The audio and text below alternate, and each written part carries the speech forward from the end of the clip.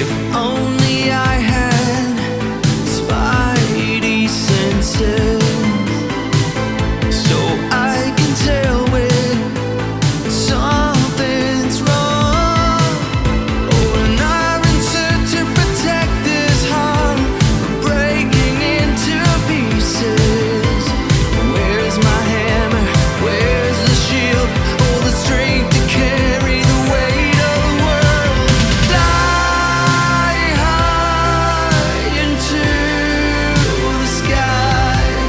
I'll catch you if you fall. I'll catch you if you fall. Fly high into the sky. I'll catch you if you fall. I'll catch you if you fall. What's going on, everybody, and welcome to the latest episode of Snap Decisions. I, of course, am your Snap DJ, your host with the most. And, of course, I'm late again. It's a Wednesday, and it's been a crazy week, as usual. It's been a wild week up here. A ton of rain again, bad thunderstorms and flash floods, and oh man, it's been a weird summer, man. Now it's finally starting to get hot a little bit. I think I told you guys that last week, but now we're in like the humid and oppressive kind of stuff, and then it rains for like 2 or 3 days, but now we're getting like the heavy thunderstorms and all that kind of business. But man, what I wouldn't give for just a summer day, just a nice, 75 to 80 degrees, low humidity with just a nice day. You just want to go out and kind of do stuff. Supposedly, the upcoming holiday weekend is supposed to be nice, although I kind of hate the 4th of July. I kind of do. And I've got a lot of reasons in my past for that. We had some bad things happen. My mom's, my wife's mother passed away right around the 4th of July. And the one year I went to fireworks to see fireworks. We used to go, myself and my wife's parents would go to a local gathering that they had in the next town over from us. Pretty big fireworks display, and her parents would like to go because they played like a concert prior, which was, all the patriotic songs and that kind of stuff.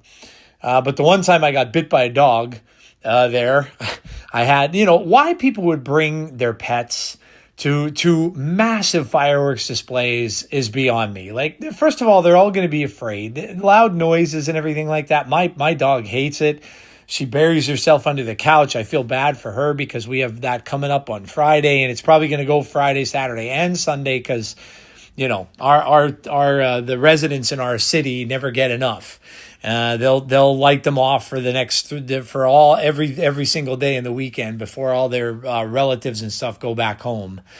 I got bit by a dog. The dog was on a leash. I had my daughter there when she was very young, and I was holding her hand, walking her through this crowd, and I saw the dog kind of straining on the leash because, of course, the dog was scared, all the noise in the surrounding area and stuff. And the next thing you know, I kind of just turned and I pulled my daughter to the other side of me. And when I did, next thing I know, I looked down, the dog's latched onto my hand. And so, it's never been one of my favorite. When I was a kid, it was because we used to, fireworks are very difficult to get, and they're legal now in Pennsylvania, and they were very difficult to get back then. And the only way you could get the big ones, the real big ones that you light off in like fields and stuff like that back in the day, were if you basically got them smuggled in by someone My father used to work at an electric place that sold all kind of electric parts and things like that, and it was a warehouse, and he knew a lot of the truck drivers. So he'd pay them a little bit of money, and they would smuggle them basically up from the south. From the southern states, which they were not illegal in then. And that's how my dad would get a hold of them. And then, my dad and some friends, or maybe my uncle and stuff, they'd go to like a baseball, like a little league field or something in the area, somewhere out in the open, and they would light them off. But you always had to be, you kind of had to be wary, because if any cops would come, you would have to stop that very, very quickly. because you could be fined, ticketed, and whatnot because they were illegal. And the one time we got chased, we were lighting them at that Little League field, and we saw a police car coming like up the road from far across. So everybody just, grabbed what they had and ran, and we ran into this dude's garage. That was the closest to the thing. And there probably were like 20 of us, 30 of us hiding in this garage which we, the police car never came over or anything like that. But yeah, that's my 4th of July stuff that used to happen. And I'm not fond of it for reasons you could probably understand. And also because, like I said, it freaks out my poor dog, and she's 10 now. She's getting a little older, and I just feel bad for her. And luckily she kind of buries herself. She puts herself underneath our couch. And it's kind of like her safe spot. But even still, it'll be so loud. And I can remember the one time coming home after work. And, it was dark, of course. And the town looked like it had a cloud of fog over it from all the people that were lighting them off. And I was driving down to come to my street and park. And when I came, there were like kids literally in the middle of the street, firing them up in the air, power lines, cable lines, everything. They didn't care. And the next morning when I woke up, my air conditioner was filled with black soot from all of the fireworks blown off into the air. So this is not a favorite time of mine. I'll be very, very happy when Monday rolls around and it ends, because it is not a fun time. But yeah, anyway, welcome to the show. Obviously we have, I'm coming off watching Ironheart. You guys have to watch Ironheart. It is so good. Don't let the people who are, and not the critics, because the critics actually enjoyed it. But don't let all these morons that are, the bashers of all things Marvel, ruin it for you. It was actually one of the best Marvel series I think I've watched in a long time. So that's saying something. It could be going back to maybe even like WandaVision, which I enjoyed. But this has been really, really good. Agatha was good. I enjoyed Agatha, but this is better than Agatha, I think. This has been really, really good. And man, it ended yesterday. They showed the first 3 episodes, and then the next 3 were shown yesterday. But boy, oh boy, what an ending. What an ending. No spoilers, of course. And I'll talk about this a little bit more in the MCU minute later. But wow. It was something. It was something. So, yeah, you don't want to miss it. It's really good. I don't know where it's going to go from here, because they left some things open-ended, but, you got to remember this was done and made like 3 years ago, and, it was kind of held off, and they kept it in the can until now. And so a lot of the stuff that it's kind of leading into may never come to fruition, because they're already saying there won't be another season of it. And so they just kind of put it out because they didn't want to just trash it. So, but yeah, so a lot of the stuff they're kind of leading up to may never actually happen, or maybe they'll use it in a different way. We don't really know, but yeah, it was enjoyable. So, make sure you check it out. And then of course, next week, we're in July, and I got my tickets to the premiere of Superman, which is on Tuesday. I get to see it like 3-4 days prior to its actual opening, which is cool. And anybody who is a member of Amazon Prime could have done it, but I'm going to see that. So I will have a spoiler-free review of Superman for you all on the show as well. Yes, we are DC lovers here as well as Marvel. So yeah, but on today's show, we've got a lot to talk about, as we normally do. I'm going to start off with the DJ spin, as I always do, and I'm going to spin today about a couple things. Obviously, thoughts about Sanctum. A lot of people were wondering, what is Sanctum going to be like after that whole debacle with Kid Omega? So I'm going to talk about Sanctum and my thoughts on that. We're going to talk about net decking a little bit in this one. And that goes along with with Sanctum as well, because there was one deck in particular that made it out on videos from creators and stuff like that, who said, "Hey, you want to win in Sanctum? which I'm going to talk about that too. Net decking and also, rewards and winning and all this kind of stuff. But it got out there, and of course, then not playing it for the past few days anyway. This is the only deck I saw. It literally was the only deck I saw, and I didn't care because I got my reward from it and stuff like that. So it didn't really matter to me. I was just kind of chasing after the Sorcerer Supreme title again, but I couldn't play it anymore because of this particular deck. It was so, you see one particular card come out and you knew what it was, and it was just ridiculously overpowered and boring. And I just stopped playing the mode because I was like, yeah, I'm done. But we'll talk a little bit about that and my thoughts on that. And then, of course, we will have a quick OTA review.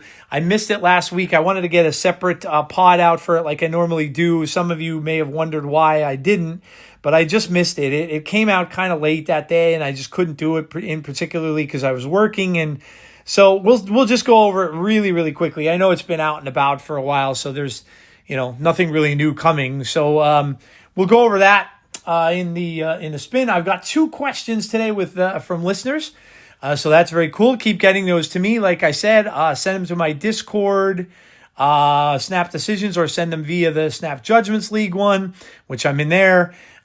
Send them over on X to me, or send them on Blue Sky, whichever you prefer. But keep sending them. I really appreciate it. We're going to talk about the September data mines a little bit, and that is the Androids season. I don't know if that's going to be the final name, but we're going to get a lot of androids in that season, which is kind of cool. So we'll take a quick look, an early look at those. I'll talk a little bit about decks and variants, but the whole shop thing I think is going to switch out because, again, I told you guys last week I'm not really buying gold stuff anymore, and so that's gonna eliminate really talking about bundles. I really just don't care about it anymore. So I'm going to change the what's in the shop thing a little bit, but we'll look at some decks I've played. And then, we will talk about Clea in comics. And of course, we had another legend of comics pass away, in the past few days, unfortunately. And, we'll talk a little bit about Jim Shooter and his contributions to comics. And what I remember about him in Comics Corner as well. We'll get into, of course, like I said, Clea, and we'll talk about her origins and things like that, and where you could find her. And we'll take a look at the Marvel Unlimited app and what books I'm getting this week. And then, of course, we'll finish up with the MCU Minute with an Ironheart review, non-spoiler review, and we'll talk about any other Marvel MCU news there might be. And there's been some about Spider-Man Brand New Day. A plot synopsis was released about it, and I will read through that as well. So that's what we're going to get into, guys, in the show today. But first, before we get started, I am a proud member of the Snap Judgments League of podcasts, which include such podcasts as, of course, Snap Judgments, where we wouldn't be doing this without Glazer. And Glazer just had a big 24-hour stream. I don't know if he went the full 24 hours, but I had stopped in. But he was trying to raise some money for his big move. He is, of course, moving overseas, and kind of picking up his family and moving everybody over there. So I know he was looking to try to get some help with that and donations and things like that. So make sure you check out the pod from Glazer and all the work that he does every day for Marvel Snap. Does all of those videos that he does with the card reviews and with decks, of course, every single day, and then the regular podcast that comes out. Roy just returned for the last one, so welcome back to him. And but check that out. He always has some great creators on the pod and other Snap players and things like that. So make sure you check out the Snap Judgments podcast. None of his stuff is going to change from his move. He will be, of course, moving out of the country, but none of what he does is going to change. He's going to keep doing it, even though it's going to be a time change for him. But he's going to keep doing all of the stuff that you know him for and love him for. So, yeah. And then, of course, we have Snap on This with Ben Roller, Lauren Whatevs, and It's Just It comes out every single Friday. Always a fun time. Those guys have a lot of fun doing the pod, and I love listening to it. It's one of my favorite podcasts to listen to. And this past episode, I think, was one of their better episodes that they've done. I really, really enjoyed that. So make sure you check out that pod. Great listen and a lot of fun to listen to. And then, of course, we also have Kier Nimbus. Kier Nimbus, really, really fun pod as well. Talks about the new card of the week. Talks about news from Snap and things like that. And he does it in a very quick and easy to listen to fashion. So if you're looking for a pod that you can just spend some time in the car listening to or whatever, 15, 20 minutes or so, and to get all the news and stuff like that in a much more quick format, make sure you give the Kier Nimbus pod a listen as well. All right, we're going to get into it, and we are going to go into the DJ spin. And we're going to talk about the new mode. We're going to talk about Sanctum. And I don't know whether or not I was kind of just... I still maybe just a little bit disgruntled, downtrodden from the whole Kid Omega stuff, but Sanctum didn't really thrill me.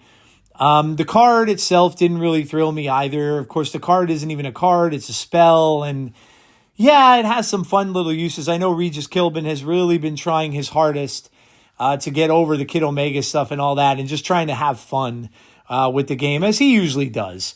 All the decks that he makes are just very fun decks, and he came up with this Ultron list where you can end up getting 20 power to each lane every single turn by using that Doctor Strange spell that we got. So, and that's generally what Regis has been doing. I don't really find it something that I'm going to use much, and I kind of fell flat a little bit for me after the last Sanctum, which. But, yeah, so, I was, after the last Sanctum we got was really, really good, right? We got a lot of cards, and it was easy to get them, and people were getting some Series 4 cards and stuff like that they needed. So it was just, I don't know. To me, it was just a lot better rewards and a lot more, I think, fun to do. You went chasing after that Sorcerer Supreme. You also got a title for that.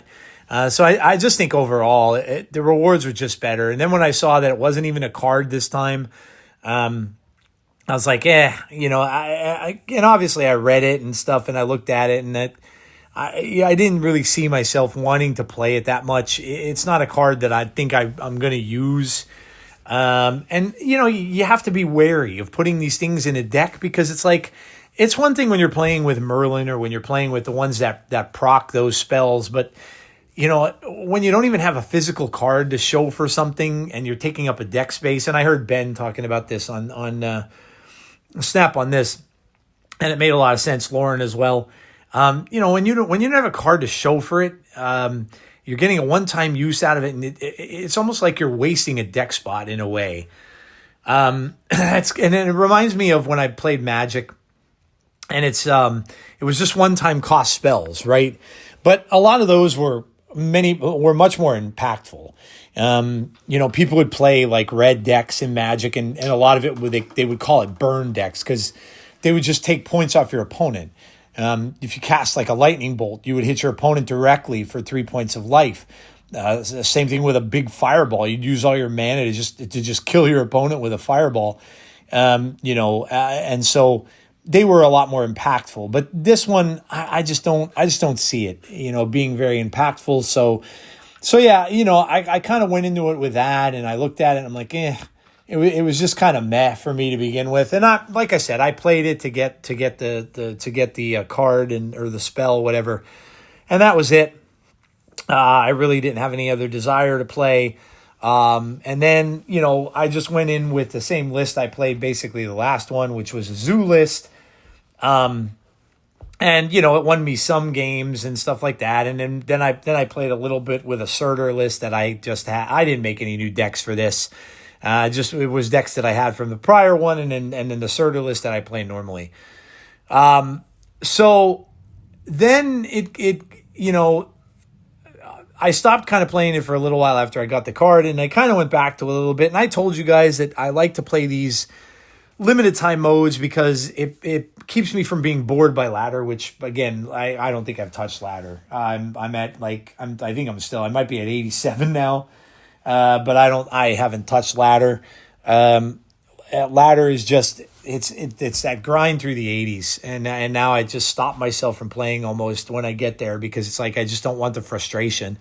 And I've seen the extra people there. I've seen the other players voicing the same thing to me and to others about that grind that takes them through the 80s. And it's like, ugh. And I'm still seeing the content creators who I watch, like Regis and Binks and that kind of thing. Some of them are still struggling to even get to Infinite, where they used to do it rather quickly. So anyway, and then I started, I watched some of the creator stuff that they do. And like I said, Glazer did a show about what decks to use if you want to win in Sanctum and stuff like that. And many other creators do that. And I started to see in the mode a deck with all Guardians. So, I mean, even Nebula. Nebula was even in this version. That's how you know they're playing it. If a Nebula comes down in turn 1, you know what deck it is. But technically, it's all the Guardians. So you want all the on reveals that you can get, because in the deck is Werewolf by Night.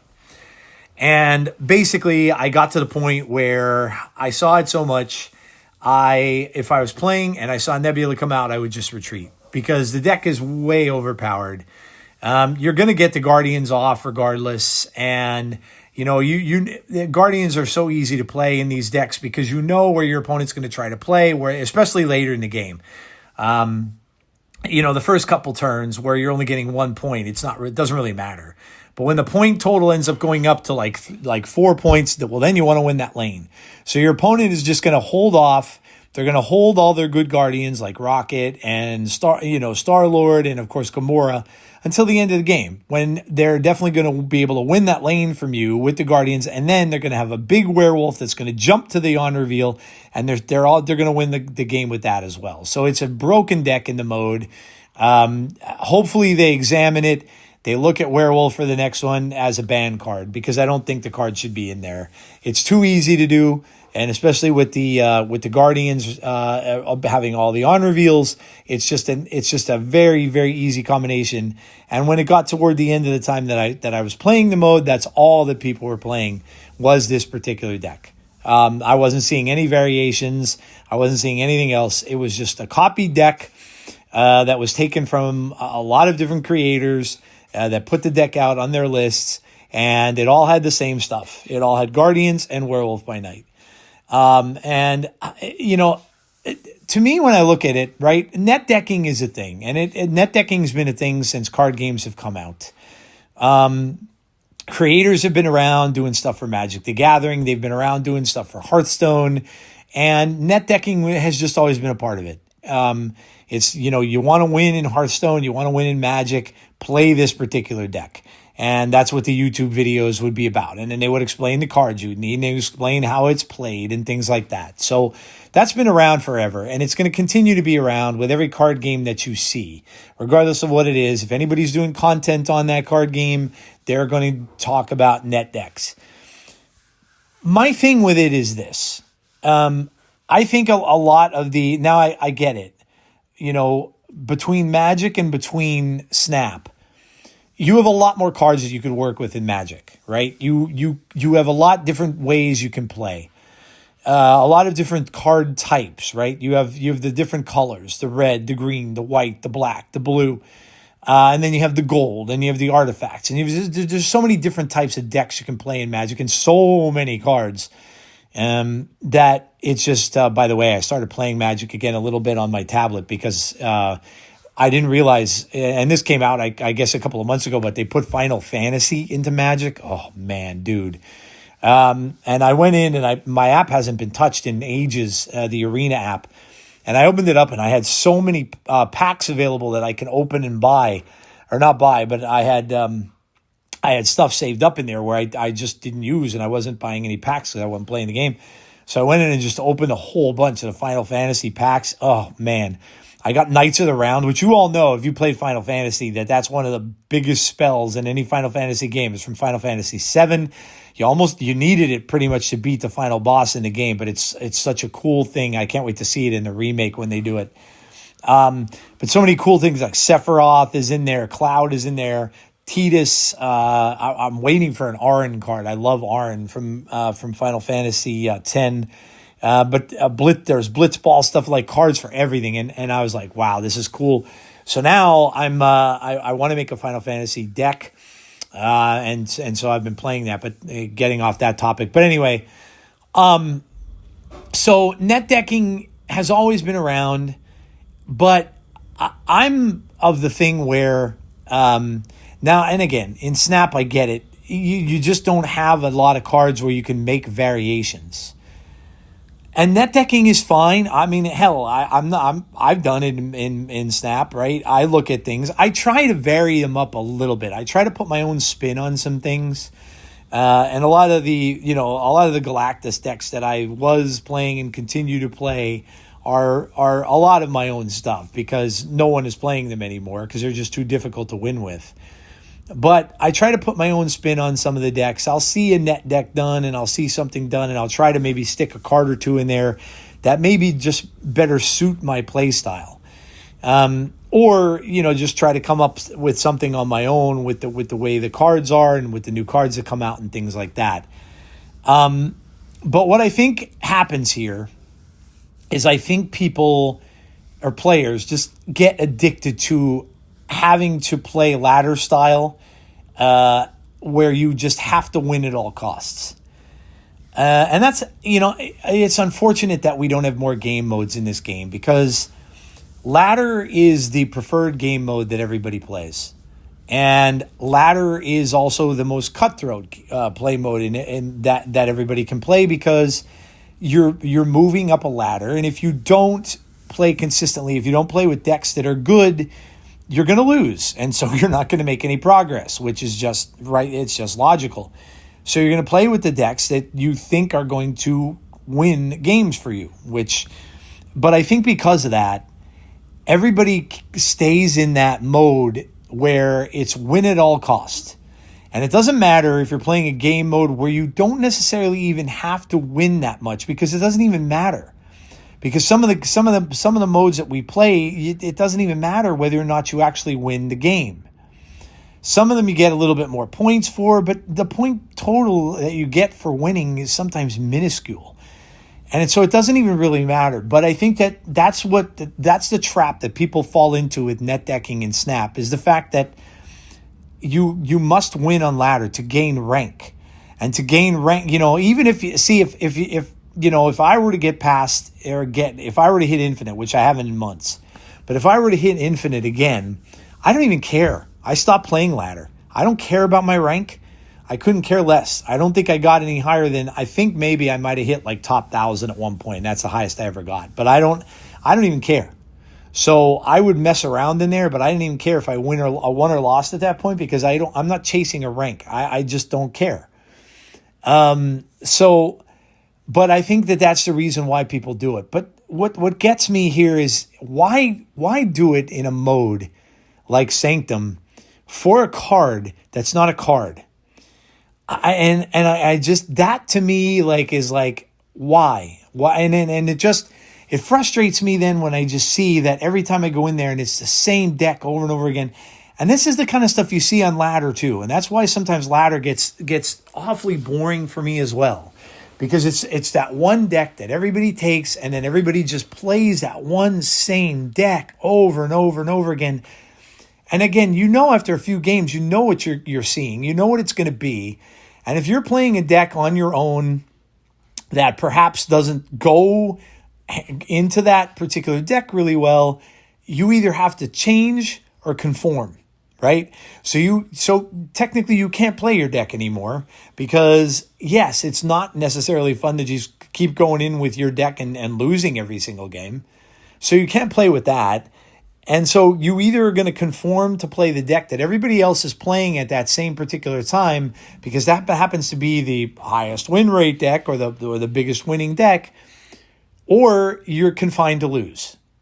So it just, when I saw that, I'm like, oh my God. And this is the kind of stuff this is the reason why I play Conquest. Because even though Conquest kind of sucks, you're going to see a lot of different stuff in there, whether it's good or not. You're going to see bad decks in there. You're going to see just a lot of different stuff. And this is why I end up just playing that, because I just get frustrated with seeing this same stuff over and over and over again. And, no blame being passed on to anyone, because, again, some of my best friends in the game are content creators for the game, and they are just doing what they want to do for their audience, and that's providing good decks to play. So I hold nothing against any of them. I guess I'm how to solve this would be, and this is why I was excited about seeing more cards. So I know a lot of people weren't excited about that, but I'm excited about seeing more cards every month. And I hope they continue that, because at least it changes the decks a little bit. Because people will always find ways to experiment with some cards, even if it's a crap card like Toxie Doxie. And they'll find ways to play the card, or try to find ways. Or Regis Kilbin will make decks with the card, because that's just what he does. And so people will find different ways to play that will make it a little more fun, where you're not going to see every single deck being the same deck played over and over and over and over again. So all that said, Sanctum wasn't great for me. And I know I'm not the only one to say this. Other people were coming off of that, the whole snap thing with Kid Omega, coming off that and thinking like, really wasn't maybe a great idea to put that mode out right away and have that come out, right after that. It probably wasn't a good idea in the first place. And I think that may have soured a lot of people on it too. If you enjoyed it, great. I just didn't think it was a great time for it. And I went into it with, again, not even seeing a great reward this time, and not being that excited about the reward. And then to top it all off, that deck came out, and then that deck just happened to be in every single person's, every single person I played had it. So hopefully, I don't know what's coming next. I don't know when we're going to get the next game mode. But hopefully maybe it's something. They're talking about some new ones. Maybe it's time for that. Maybe it's time for something new. These game modes in many ways have fallen flat. Deadpool's Diner has not been good. But I would take Diner over the not Sanctum, but over the last mode that we got. So hopefully they get back into giving us some better modes that they're going to do for the game. Obviously, again, someone in their Discord asked them about draft mode, and all we got as an answer was, well, we're still looking at that. So I really just don't see it. I just don't see it unless they can figure out a way to monetize it, which is going to turn everybody off to it probably anyway, except for the whales. So yeah, I don't know. We'll see. But I really don't have high hopes in getting a draft mode. I know there are some people that are playing the overseas version of it, but not really sure how they do that, considering you would need almost like a translation to do it. But I guess if you speak that language, you'd be able to go in and play that mode, or that version of it. But yeah, I don't see that coming to our version anytime soon. So, all right, well, there is that, and I think that is going to do it for the spin for today. As I got all that stuff that I wanted to talk about in there, and then let's just go over the.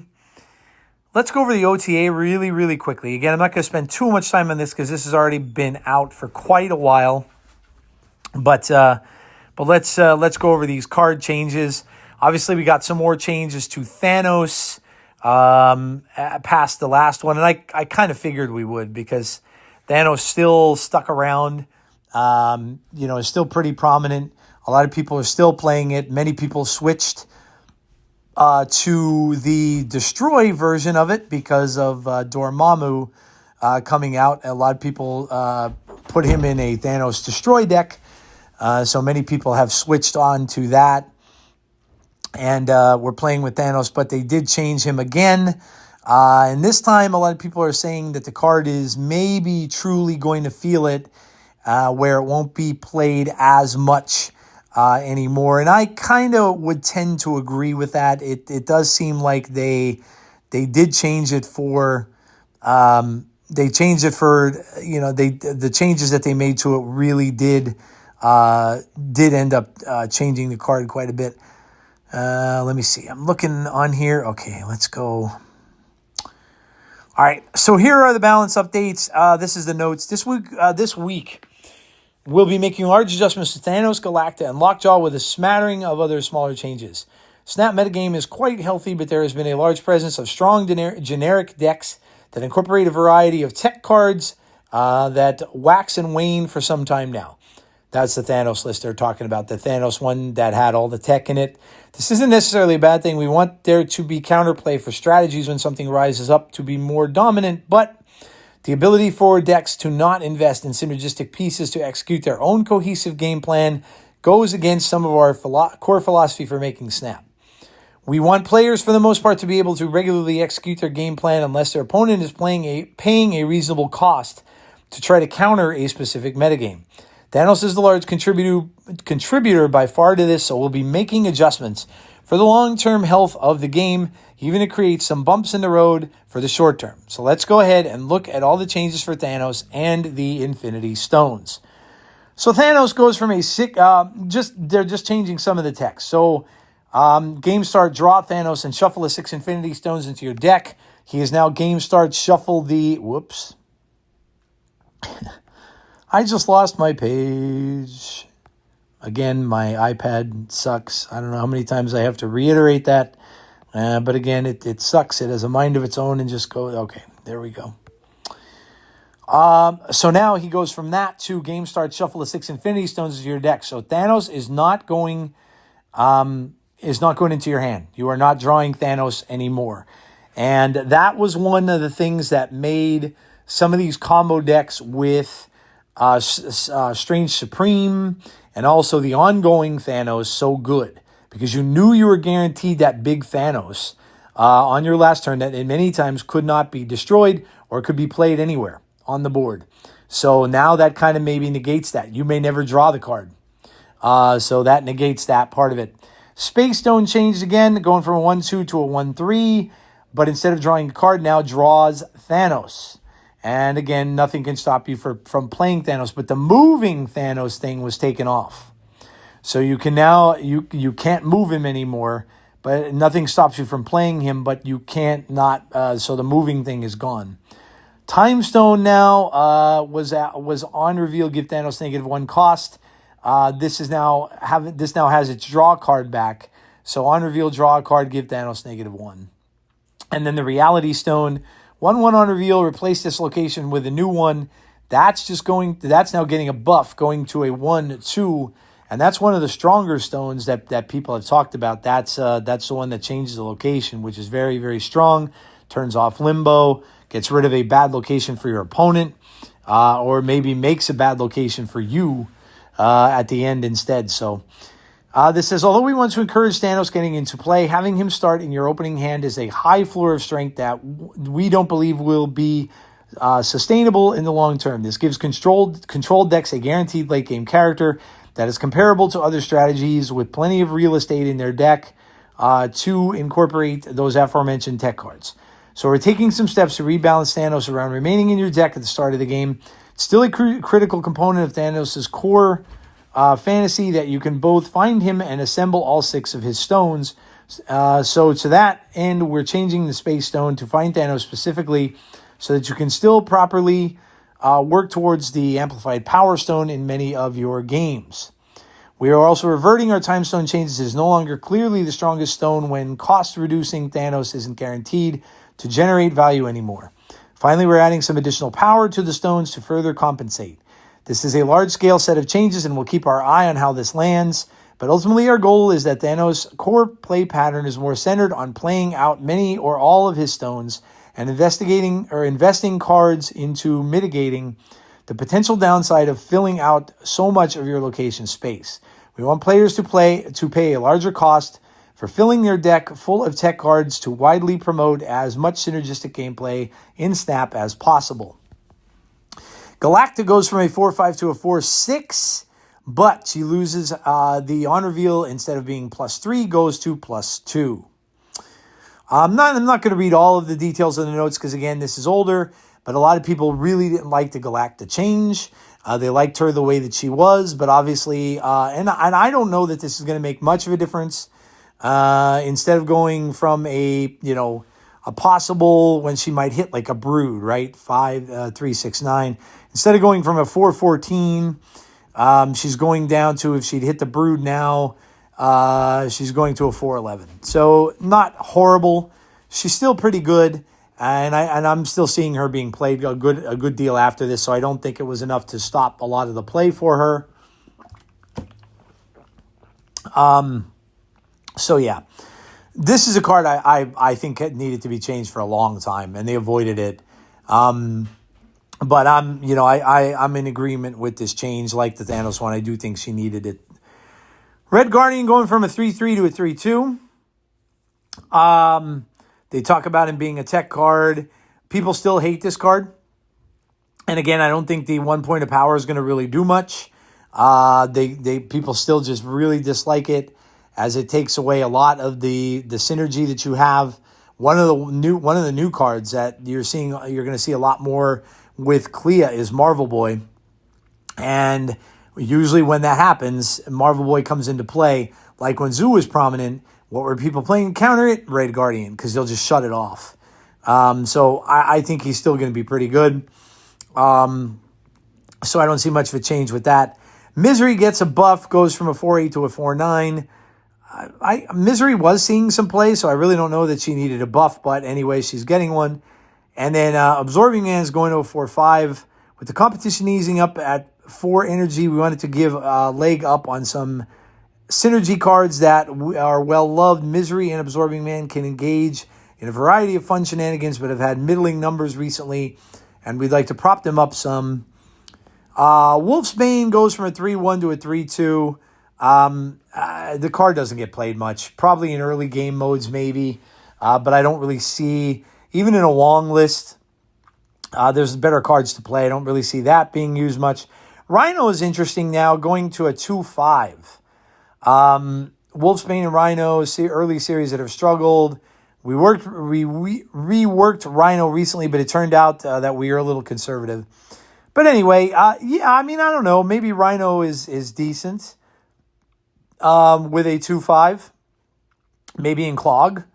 Adds a rock to your side. You could always, pitch that over to your opponent with a Viper or something. I don't know. The Rhino one looks pretty interesting to me. Wolfsbane, not so much.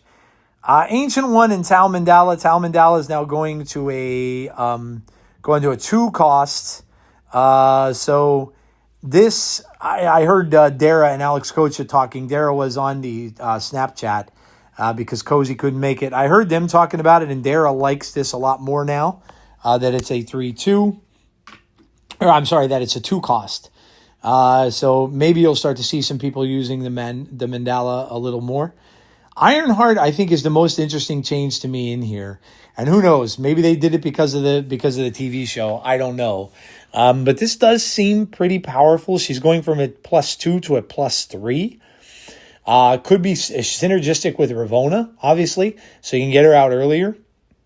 And if you play it in Wong, that's a lot of power that you're getting now. So early series cards we think are fun. We're slightly reworking Ironheart.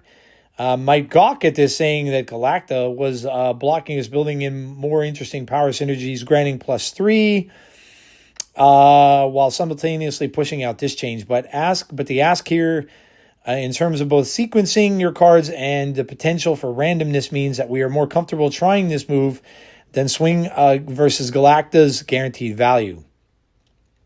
Our hope is that Ironheart can find a more satisfying place, given that you can more easily play her on curve and extract full value, which was previously very difficult to do without playing specific cards, as well as try to set up tricky combinations.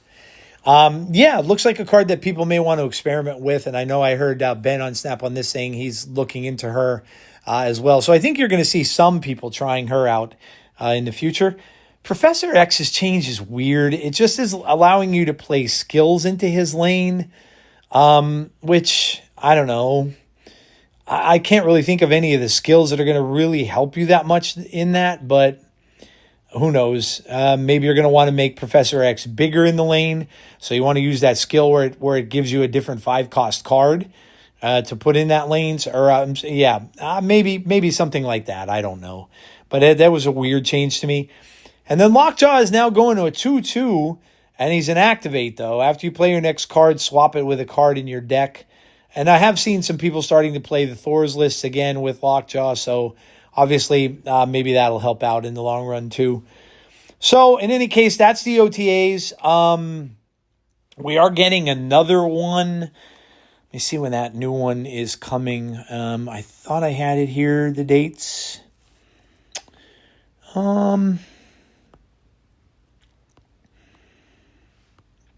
Yeah, let's see. So July the 17th will be the next one. That's the same day. The OTA is going to be the same day as the patch. So that's just in a couple of weeks, and they moved the patch up from the 22nd. So that's going to be on the same day, the OTA and the patch. So the next one's on July 17th, and then they have another one on July 31st. So they're back to going to the more frequent ones. I don't know. Maybe they're taking some vacation for the 4th of July and stuff like that. Who knows? I know a lot of people do. All right, so that wraps up the spin, and we are going to go to the DJ call-in segment with the questions of the week. Thanks to the 2 people who have sent me the questions this particular time. And I'm going to start off with a question from, and this will be a pretty quick one. This is from Snaptron. And then the question for your podcast: have you read any of Something is Killing the Children? One of my favorite ongoing indie comics.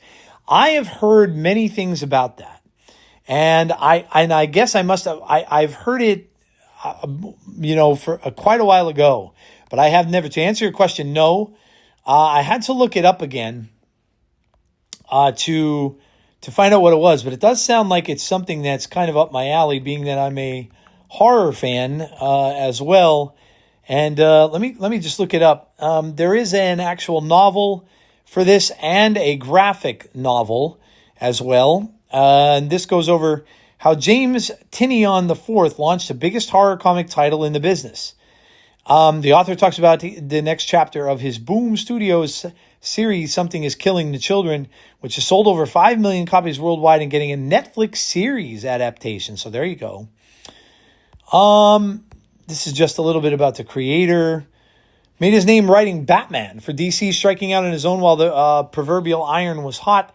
Had plenty of hits to his name. Image Comics' Department of Truth, or DC's The Nice House on the Lake. Stands above all is Something is Killing the Children, which he created with artist Werther Deladera.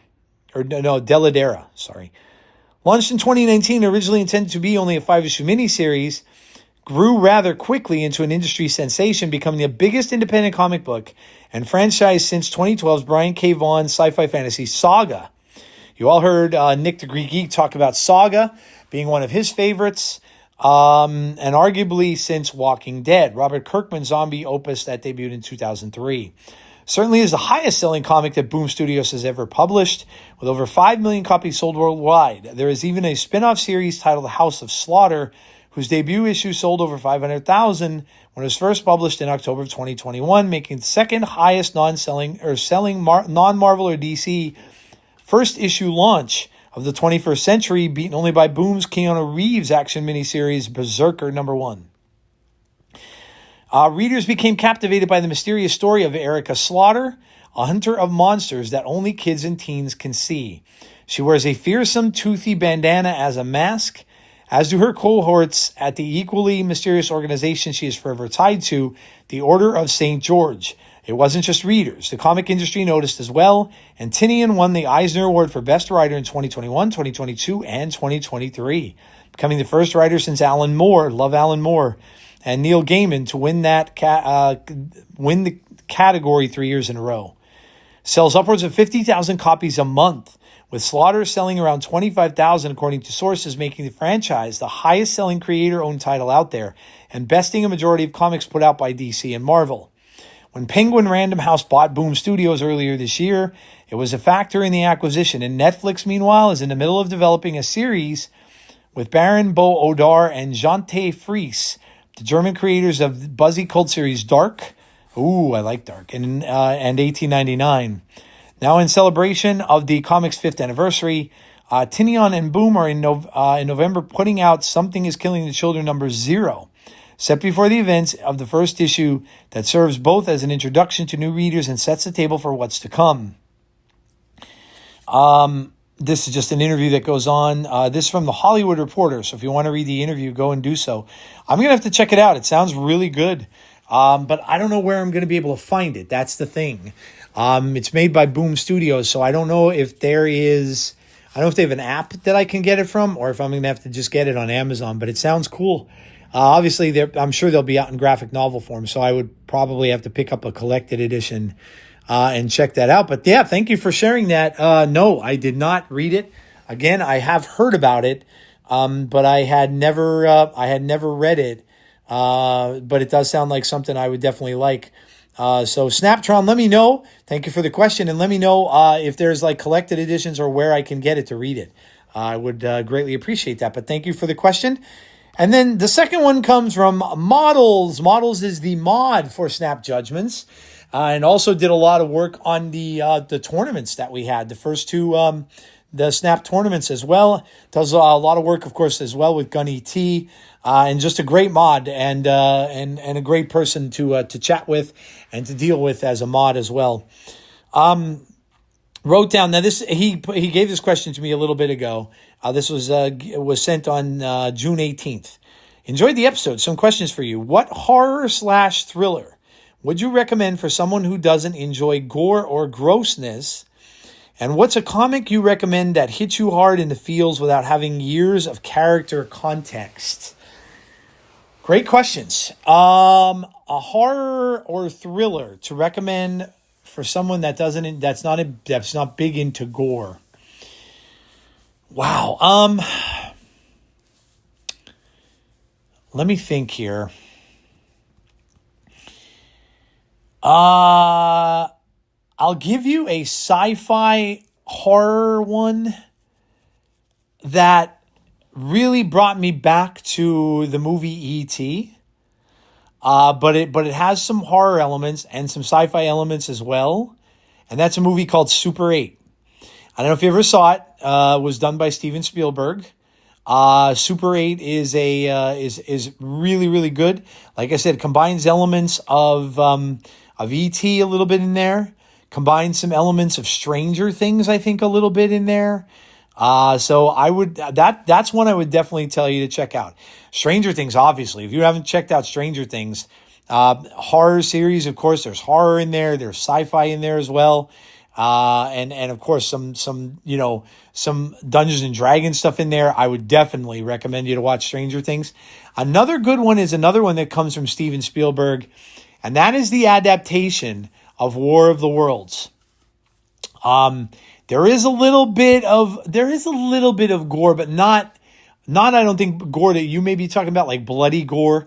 You know, I know a lot of people don't like the slasher films because of the blatant, like, gory stuff. You know, me with my Friday 13th and Halloween, where you're going to see, you know, as the franchises went on, you saw a lot more bloody stuff.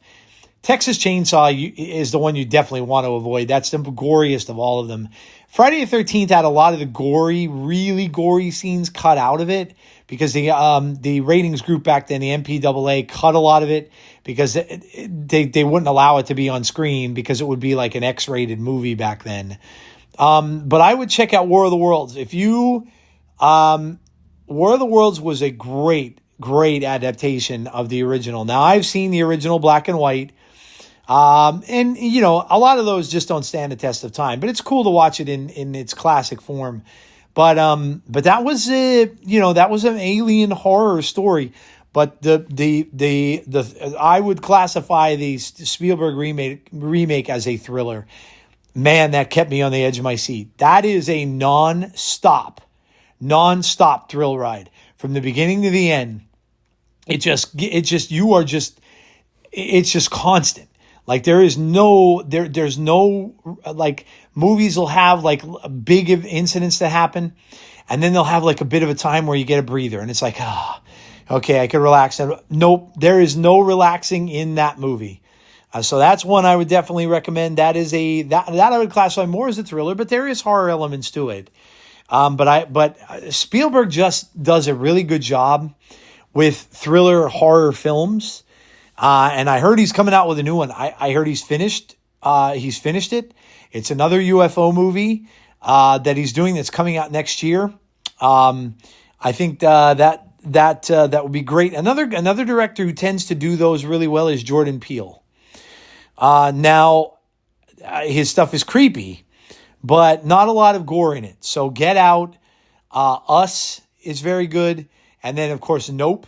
Now Nope's ending is very bad. To me it's not a great ending, but I watched it again, and I would say it's worth a watch. And again, it's another one that has a lot to do with UFOs and aliens and stuff like that. So there's some good ones I would think that you could try that aren't necessarily known for the gore. Any of the slasher films, whether it's going to be Scream or Friday the 13th or Halloween. Now, the first Halloween didn't have as much of the over-the-top gore. John Carpenter didn't want to go into the gore as much. But, it's more just kind of like insinuated gore. You see kind of the killings done after the fact when the people are kind of already dead. But you don't see as much of the blood in that. That came in later, Halloween, and that's an absolute classic. John Carpenter's original Halloween is an absolute classic horror film. So I'd recommend that to anyone to watch. It's just a really, really good one.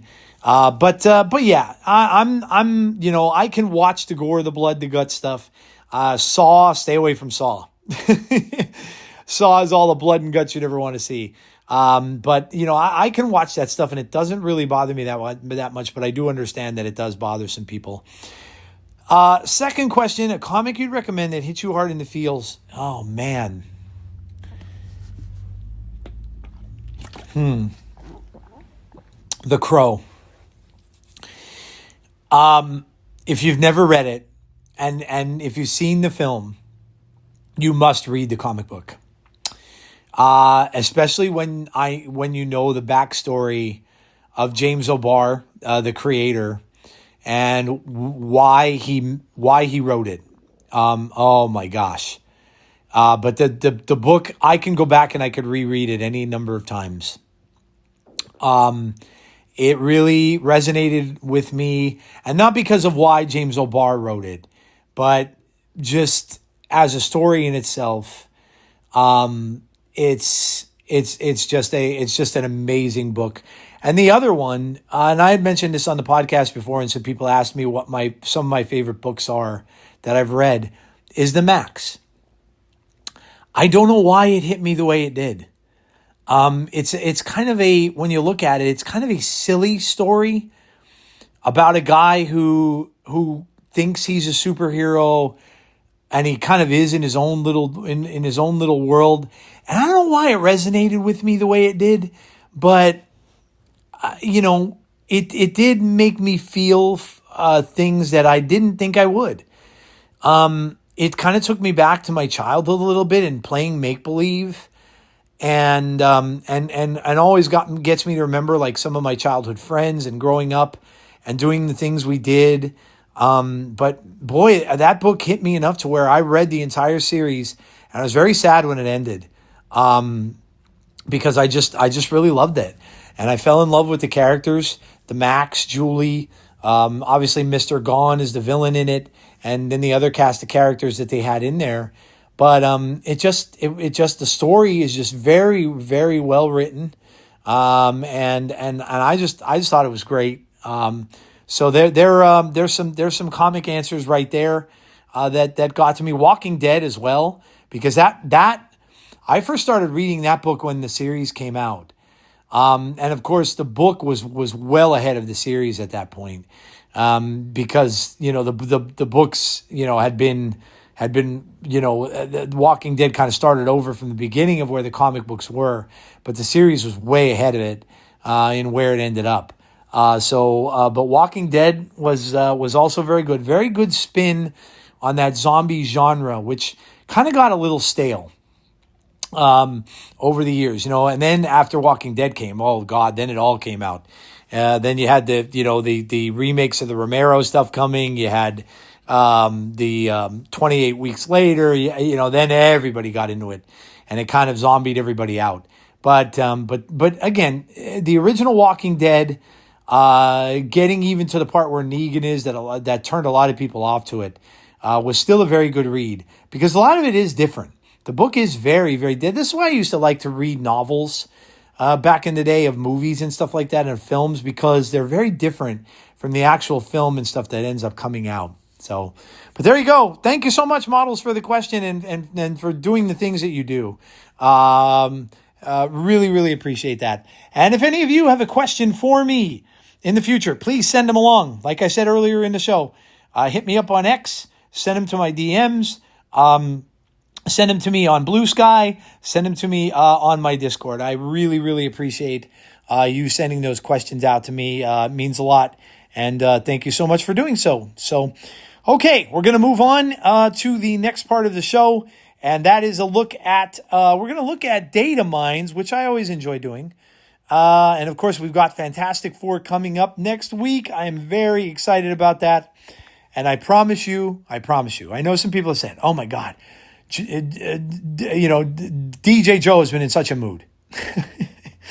and I know, look, the thing that Snap did with the monetization, kind of killed my mood. I was in a good mood for like a week, and that kind of killed it again for me. And it's been rough. It's been rough. And, that's why I love to watch Regis, because I go and I watch his videos, and he just always tries to have fun with the game. And I got to hand it to him for that. So I try to watch that, and I just try to, but I'm going to do my best, because I'm hearing we're even going to get a Fantastic Four mini game next month, or one of the new modes is going to be Fantastic Four related. So I'm going to do my very best that I'm going to cleanse my palate, right? I'm going to cleanse it all, do the cleanse. And I'm going to come next week. We're starting fresh. We're taking a deep breath. And we're going to start fresh with the new Fantastic Four, because all I want to talk about is Fantastic Four. The movie's coming out. I'm psyched. And I'm very excited for it. So next month we're going to start fresh. We're going to get the sorcery stuff and the second dinner stuff out of our minds, and we're going to start fresh with that. So, okay. So we're going to go into the data mines, and we're going to look at the androids, the android season. And I'm telling you, I better get Machine Man for that month, because how can he not fit? How can he not fit with androids of Marvel, right? How can he not fit with that? I mean, so we better get a Machine Man card. That's all I'm saying. We better get a Machine Man card for that month. So, obviously, we have the June cards, and we're coming to an end with that. Then we've got July, and of course, that's the Fantastic Four stuff. We've got the Mr. Fantastic Season Pass. That's going to come in the regular Season Pass. And then we got the Fantastic Four car, which is only going to come if you buy the extra expensive Season Pass. So then we've got, of course, Herbie, Human Torch, The Thing, and Invisible Woman. August, we have the Heralds of Galactus, which we talked about on Glazer's Pod. We got the new Galactus coming, which I'm very excited for. Stardust. Galactus, of course, is the Season Pass card. Stardust, you have the Silver Surfer First Steps. Frankie Ray, you have the Fallen One and Cosmic Ghost Rider. And now we have September. So we have, now they're referring to this as androids, or androids of Marvel. And the Season Pass card is one that's been data mined forever. Is Viv Vision, that is Vision's daughter. Viv Vision is end of turn. Give each card in your hand +1 power if you're winning here. Otherwise, move this to another location. So, if you're winning the location she's in, now again, she's not coming out until turn 3 at the earliest. Give each card in your hand +1 power if you're winning the location. And otherwise, you move this to another location. Now, it doesn't say you move it. It just says move this to another location. So I'm not quite sure if it's just randomly going to move or if you are going to move it yourself. That I don't know. Kind of seems like a bit of an underwhelming card to me a little bit. Snap on this talked about these cards on their show. Sounds a little underwhelming. Not too thrilling to me for a season pass card. So we'll see. And again, this is very early on. They may get revised. We have Airwalker is a 3/4. When this card is destroyed, replace it with a 4-cost card from your hand or deck. So when it gets destroyed, so this is obviously a destroy card. When you destroy it, replace it with a 4-cost card from your hand or deck. So again, not that great to me. Not seeing the greatness with these two so far. We have Fire Lord. He's a 4/6. Fire Lord is on reveal. Revive one of your discarded or destroyed 3-cost cards here. So you're reviving a card that you discarded or destroyed. That has to be a 3-cost. So a little like some cards we've seen coming out recently. Again, I guess, I don't know, looks okay, but I don't know. I guess it depends. Destroyed 3 costs, you can bring a Venom back, I guess. Yeah, I mean, that would be, to me, that'd be the best play for it. Maybe like a Venom that's already big that gets destroyed. You can destroy it, I guess, to make Null bigger, and then you can bring it back. I don't know. Kind of boring card to me. We have Redshift is a 2/3. On reveal, discard the leftmost card in your hand to add a random card with the same cost to your hand. I think this one will be pretty good. This one, you like to play, the discard likes to play targeted discard. So to target that leftmost card is kind of cool, because a lot of times you get stuck with a card that's in the leftmost part of your hand. I know I do a lot when I play discard. That's why I don't play it a lot. That you want to get rid of and you can't. So this one will allow you to do that. But it does add a random card with the same cost. So it's just a random card you're going to get, which could be a drawback. Obviously, if you're playing discard, if it's not a part of your discard synergy, then you're just going to get a random card out of it. So in that respect, it's kind of Not seeing anything that's really jumping out at me here. Terrax the Tamer, 3/3. On reveal for each location, shuffle a rock into the losing player's deck. So on reveal for each location, there's 3, right? I mean, there's never going to be any different locations unless you're playing Galactus. For each location, shuffle a rock into the losing player's deck. For each location, I wonder if that's supposed to say for each location you're winning. Shuffle a rock into the losing player's deck. Yeah, I bet you they're going to change the wording up on this a little bit. That doesn't sound right to me. For each location, shuffle a rock into the losing player's deck. So that would say the losing player in the game at the time is going to get 3 rocks. I don't know. Oh, the ice cream man's outside. Yay, you're going to hear some ice cream music in the background. Aren't you glad about that? This guy comes and he'll literally stay on our block for like an hour. Next one up is Sparky. Sparky has an activate. Give your card that last moved +2 power and move it back to its previous location. Well, this will be good in a move deck. Kind of almost like Madam Web in a way, but it gives it a +2 bonus. And it goes back to its original location. So, or like a Human Torch or something, or a Vulture, the usual cards, the usual suspects that are in move, that are good when you give them bonuses and move them. So, that'll go into move decks probably. We have Moira X. Moira X, when this is destroyed, get a copy of your opening hand. Wow, that's a lot of cards. Okay. Moira, obviously famous of the X-Men. Sounds pretty powerful. We'll see if it stays that way. Now, these don't even have power or anything like that. Sparky didn't have power or cost. Neither does Moira X. Bastion, he doesn't either. On reveal, add copies of your other cards here to your hand. Set their costs to 2 and power to 3. That sounds pretty powerful as well. Yeah, that sounds like a really good card. Add copies of your other cards here to your hand. Set their costs to 2 and power to 3. Yeah, I don't know. That sounds pretty good. Sounds pretty good. We're getting Jim Hammond, Human Torch. That is the Android Human Torch, by the way, in case you didn't know. That is the original, the OG Human Torch, before the one even came to the Fantastic Four. The comics from him were one of the first Marvel comics ever released, and he was one of Namor's first enemies, Jim Hammond's Human Torch. At the start of each turn, +1 power for each bonus energy you have. So this guy is going to gain power when you have bonus energy. So Wiccan and him would work perfectly together as you're getting bonus energy from Wiccan. So that's kind of cool. First card like that that I can remember that does that. That gives you bonuses for your getting more energy. Warlock, activate for each unspent energy. Give a card in your hand -1 cost. So now we're seeing Jim Hammond's Human Torch, Warlock are all kind of messing around with energy here.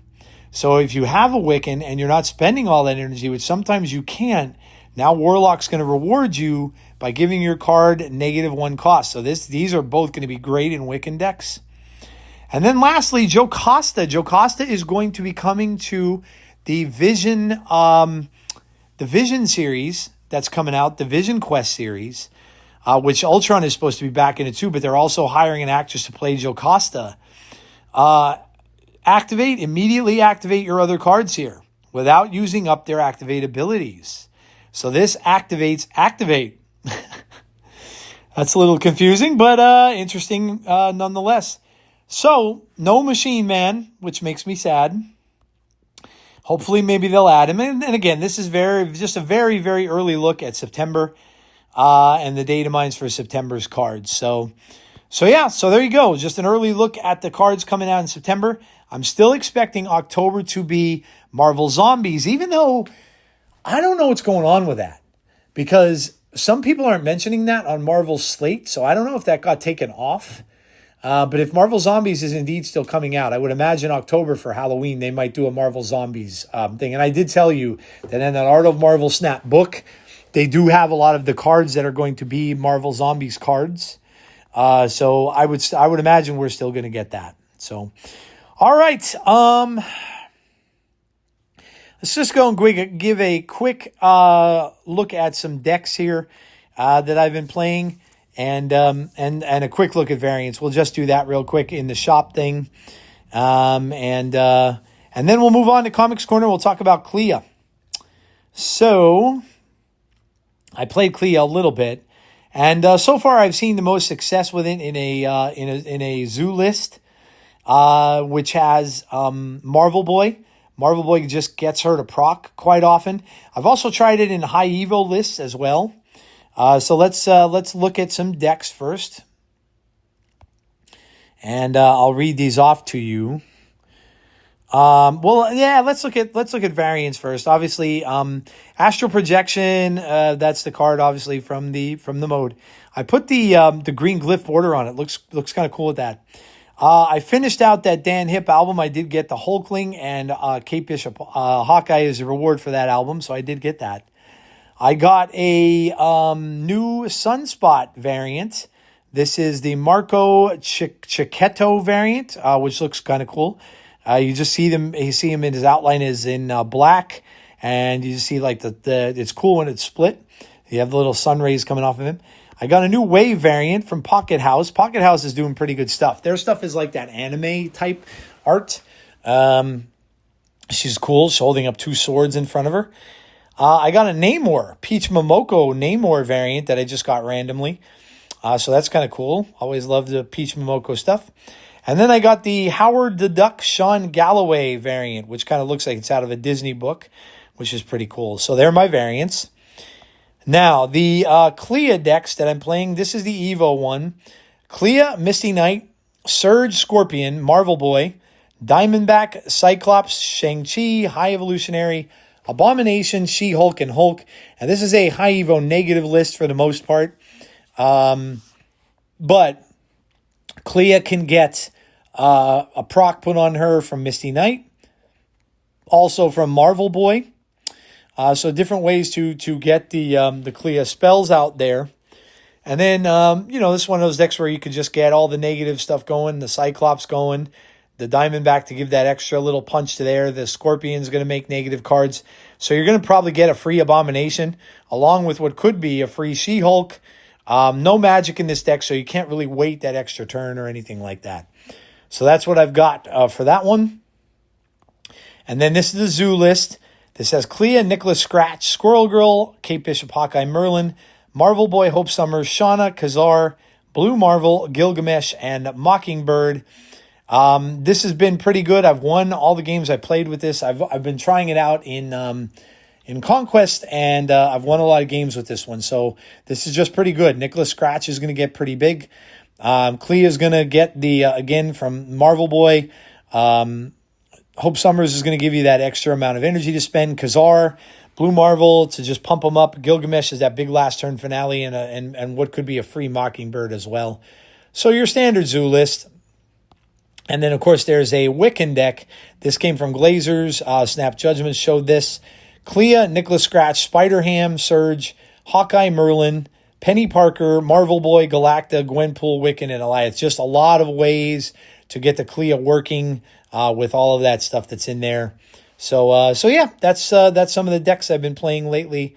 And yeah, there's one of the really good ones. One of the better decks in the meta today is a Victoria Hand deck. That is made up of the Hood, Nico Minoru, Shadow King, Kate Bishop's Hawkeye, of course, Iron Patriot, Victoria Hand, Juggernaut, Speed, Frigga, Moonstone, Anti-Venom, and Misery are all the cards that are in that list. So that's a pretty good one if you're looking for one to play on ladder. I did complete Conquest, so I got the reward, which was the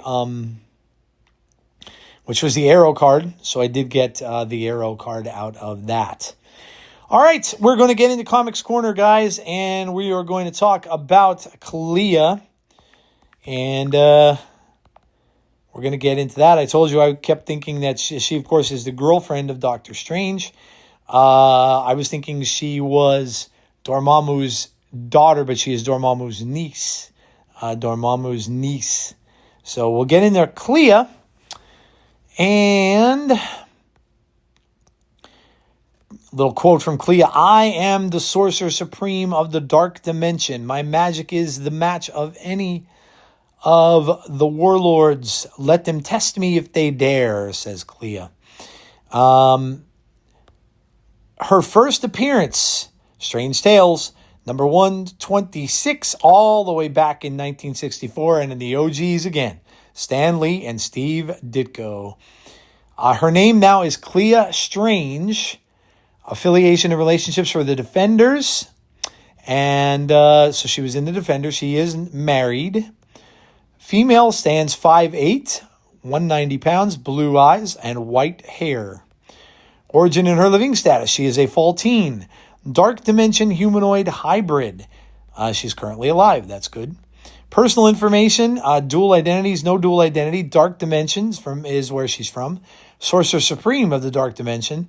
Base of operations is the Sanctum Sanctorum, and formerly of the Dark Dimension. In comics most recently that I read her, and I read a series about her, she was in the latest run of Doctor Strange, and then she ended up going to her own book, because she was the Sorcerer Supreme when Doctor Strange was killed for a little while. And the books were pretty good. I enjoyed them. Clea was born to Prince Orini, son of Olnar, the former ruler of the Dark Dimension, and the Faultine fugitive Umar, sister of the dreadful Dormammu. So she is Umar's daughter. Clea's birth was very traumatic to Umar, and the experience scarred her even more when she learned she had lost the ability to revert to her Faultinian form. She abandoned Clea with Orini and became violent, picking a conflict with her brother. In her weakened state, however, she was defeated by Dormammu and banished to another realm. Clea grew up unaware of who her mother was and was worshipping Dormammu, who her father served loyally. Meeting Strange. Conquering planet Earth was part of Dormammu's plans, and during one of his attempts, Doctor Strange was asked by the Ancient One to travel to the Dark Dimension and try to stop him. Once there, he was seen by a curious Clea, who decided to follow the human creature. Impressed with him, she sought to save his life by trying to dissuade him from facing Dormammu, but was unsuccessful, as Strange was ready to give his own life to stop him. Soon, Dormammu imprisoned Clea for her betrayal, planning to punish her after battling Strange. However, during the duel between Strange and Dormammu, the mindless ones that were being kept in check by Dormammu escaped, forcing Strange and Dormammu to work together to contain the creatures now in Strange's debt. Dormammu was forced to comply with his desires to release Clea and not invade planet Earth. Sometime later, Clea aided Strange again from afar and was once again imprisoned by Dormammu. He forced her to watch as Strange and his nemesis Baron Mordo fought each other, with Strange taking several blows from his foe, but eventually the tides turned and Strange got close to defeating Mordo. Afraid his puppet would lose, Dormammu decided to enter the battle himself. Despite its many challenges, Strange was able to win the fight, but when Dormammu returned to the Dark Dimension, he contacted Strange and made him watch as Clea was banished to another dimension. With time, Clea was rescued, and Dormammu dealt with eternity, leaving the Dark Dimension without a ruler. With Dormammu gone, Umar was released from her long exile and decided to succeed where he had failed. So she too cast Clea to another dimension. Boy, poor Clea just keeps getting cast to other dimensions. In the hopes of luring Strange to defeat him, Strange overcame several of Umar's traps and rescued Clea, but in the end, the Ancient One convinced him that she would only be safe if she were sent to another dimension yet again, making him watch as Clea was sent away one more time. My gosh. Finally realizing that Earth was the only safe place for her, Strange helped her get an apartment in New York. I don't know if that's so safe. So she could start her life anew. However, Clea lost her powers on Earth and began missing the Dark Dimension. Hoping to regain her magic abilities, Clea spent countless hours studying in the Sanctum Sanctorum's library until Stephen Strange became the new Sorcerer Supreme and invited her to become his official disciple in the mystic arts. The two grew close, and she joined him on many of his adventures, even helping the Defenders on a few occasions. In one of their adventures, Clea's soul was corrupted by the evil Silver Dagger, and she was transformed into an energy being with increased magical prowess. She attacked Strange, intending to kill him, but with the help of Marie Laveau and Spider-Man, Strange was able to free Clea from the evil influence and return her to her normal form. Still, Clea's love for Stephen appeared to be much stronger than his affections toward her. And after learning that the people of her native realm wanted her to become the new ruler, after Dormammu disappeared, she decided to return to the Dark Dimension. In spite of Strange's professions of love and him begging her not to leave, Clea mystically departed, resigning her discipleship in the process. Back in the Dark Dimension, she joined the rebellion to dethrone Umar, and she learned she was her mother during the fight. After confronting her father, Clea and Umar battled one-on-one, with Clea emerging triumphant and finally becoming the new ruler of the Dark Dimension. She banished Umar and Arini to another dimension and asked Stephen to remain as her consort, claiming she needed him, but he turned down her offer, telling her his duties were to planet Earth and that she had more than proved she had no need for his powers nor his wisdom. Despite their bitter goodbye, Clea and Strange met again soon, and Strange confessed he was done trying to move past love and wanted to embrace it. Since they couldn't be legally married due to Clea's status as an extra-dimensional being, Strange and Clea began wearing magic rings that were actually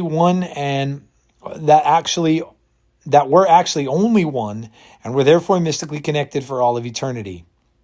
Clea couldn't stay on Earth for long periods of time, though, as her home dimension was constantly facing the threat of Dormammu, and every time the rebellion was counting on her to restore balance. Clea and Stephen's relationship suffered from all the time they would spend apart, and during one of Clea's visits to Earth, she stumbled upon Stephen apparently dallying with other women, which broke her heart. Dallying. The two didn't see each other for a while, but Clea still cared for Stephen, and after his fight against the Empirical left his power levels significantly decreased, Clea appeared in the Sanctum to suggest that they sever their bond, hoping that doing so would remove some magic burden from Stephen and allow him to tap into his full potential with the little power that he had left. She even crafted a magical document when torn would nullify any magical contract, but they ended up using it to tame a monster that was threatening Wong. With that taken care of, Stephen told Clea that he was not ready to annul their marriage and therefore the two remained connected but as friends. The depth of Stephen. At some point, Stephen saw himself with no alternative but to ask for Mephisto's assistance to save reality. Mephisto agreed to help him, but in return, Clea would lose any memory of Stephen and their time together. He paid her one final visit and asked her if she thought they could ever be together again, thinking she would say no, and she said yes. Stephen was heartbroken, as the deal with Mephisto had already been settled and she started to lose her memory. Shortly after, Stephen was killed and all the magic spells he'd cast and deals he'd settled lost their effect, allowing Clea to remember him once again. Together with a temporal remnant of Stephen, Clea found Stephen's murderer and even had the chance to say goodbye to her husband when he was briefly revived before being claimed by death again. Stephen told Clea he was a fool for ever letting her go and left her with the Eye of Agamotto and the Cloak of Levitation, claiming there was no one else he could trust. Goes on to talk about Clea, Strange, and Sorceress. Clea became the new Sorceress Supreme of Earth and adopted the last name Strange in honor of Stephen. Then she asked Wong for help in bringing Stephen back, deciding to cast a spell that would warn her of necromantic activity on the off chance that he'd return to life by himself. Due to this spell, she ended up fighting a few undead superheroes and villains and clashing with Death's servant, the Harvestman, who was later revealed to be Stephen. At first, Clea was heartbroken that Stephen had been back the whole time and chosen not to tell her. But after hearing that he was trying to earn a new chance at life by helping Death stop the return of dead people, Clea calmed down and started plotting how to help him. Their first obstacle was the undead sentry, and they were gravely injured during their fight, despite knowing Stephen would have terrible results due to his new nature as a servant of death. Clea decided to kiss him, wanting their lost moment to be one of true love. Unexpectedly, they fused together into a new being, Strange, and were able to defeat the Sentry and the Blasphemy Cartel, who were behind the whole thing. Feeling Stephen had done his part, Death returned him to life. Clea returned to the mantle of Sorcerer Supreme to Stephen, and the two lived together in the Sanctum Sanctorum. She swore to kill Agamon for murdering a refugee, and he mysteriously died that night. They found that Nightmare had also been attacked while investigating a child who would not wake. These attacks made Umar and Tibero nervous, so they got married to protect themselves. Clea attended the wedding where she met their heir, her unborn half-sister. The child was abducted by the perpetrator of the attacks, General Strange, an amalgamation of Stephen's memories from the War of the Seven Spheres. Clea followed the general to his base at the Strange family farm, hoping to kill him so her husband would not have to. Her gambit failed, and he attacked her with an indestructible construct containing her sister. Though through their familial bond, Clea freed the girl and named her Donna after Stephen's sister. So that's pretty much up to date in comics. Her powers are Faultine hybrid physiology, superhuman durability, flight and levitation, magic negation immunity. She has magical energy bolts, shields, thought casting, teleportation, portal conjuring, creation and life granting, molecular rearrangement, transmutation, telekinesis, geokinesis, scrying, banishment, necromancy, tracking, spirit conjuring, demon soul binding, and a whole mess of spells. Flames of the Faultine. Clea can innately control the powerful flames of Faultine, raising her already formidable magic abilities to even higher levels. Smoke detector. Crimson bands of Sidorak. Images of Icon. Stymphalian hurricane. Dire scourging ray. Sarnio's storm of swords. Storm prison of Umar. Balthor's battering ram. Burning compass of Cindrion. Spines of Salgota. Citadel of Siriont. Talons of Tarkiz. Spell creation and the Revenant exorcising spell. Wow. So she's got a lot of spells. And so there you go. That is a look at Clea and where she came from and what she was. All I remember about reading Clea, and this was in the early 1970s, mid-1970s when I was reading Doctor Strange, was the whole unrequited love thing. Like, you always wanted them to get together, and they never did. And most of it was because of all of this stuff that they were just, and it was kind of like heartbreaking because poor Strange was like, really head over heels for her, and you just never saw it. And they just never were able to get together. Now, of course, Clea is now in the MCU. She came to see Strange at the end of Doctor Strange 2 to recruit him to go to where there are incursions happening. So we saw her portrayed for the first time in the MCU. So we'll see. I don't even know if a Doctor Strange 3 is in the works. There has been really no confirmation of it. So we'll see what happens there if they continue that story. But yeah, that was one of the things I remember the most from it was just that, my gosh, as a young man, I mean, I was probably like maybe 7 or 8, but you still get the whole concept of boyfriend, girlfriend, and everything like that, right? And it was like, I just kept, when I would read it, I just kept feeling like, man, why don't these two just ever get together? It's like, and they never would. So, all right, I'm going to look up Clea in Marvel Unlimited. And of course, she's here. And the details of her here is born in the Dark Dimension. The half-Valtine, half-mortal Clea became a powerful sorceress, turning against the realm's leader Dormammu. She later became its ruler. Clea often aids human sorcerer Doctor Strange and joins Earth's defenders to fight tyranny. There was also an Ultimate Universe Clea. Clea began training under Dr. Stephen Strange Sr., master of the mystic arts. The two developed a romantic relationship, but when she told him she was pregnant, he vanished. Clea moved on, raising Stephen Jr. on her own and leaving the world of Supernatural behind. Wow, Dr. Strange was a real jerk there, huh? Anyway, if you want to read about her, Strange Tales, there's one in the app, specifically Strange Tales Clea Wong and America Infinity comic. And then we got a Clea reading guide here. Strange 2022 issue number 1. That was the one where she was the Sorceress Supreme, which I thought was a very good run. I enjoyed that. The Death of Doctor Strange issue number 2. And that, I read that as well. That was very good. That's from 2021. Strange Tales. Now here we go. This is from 1951.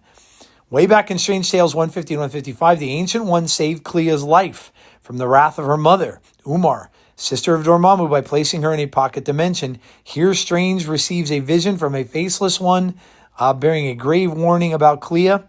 And that's Strange Tales number 126 from 1951. That's insane.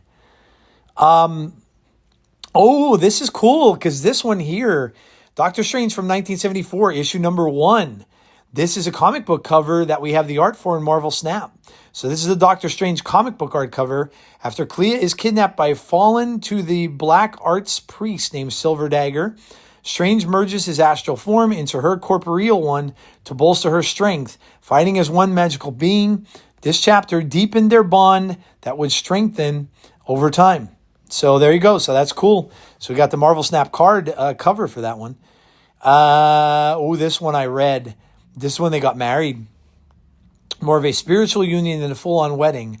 Strange and Clea exchanged vows and rings in this issue, but it made sense that after... I didn't even remember reading that, but I remember that cover. I own that book. Then we go to Doctor Strange from 1988, and back to 1974, to 2016, 2015, and 2018. So there's just a lot, again, to read about Clea. And if you want to ever get into... And Doctor Strange has some really, really good books and fun books to read.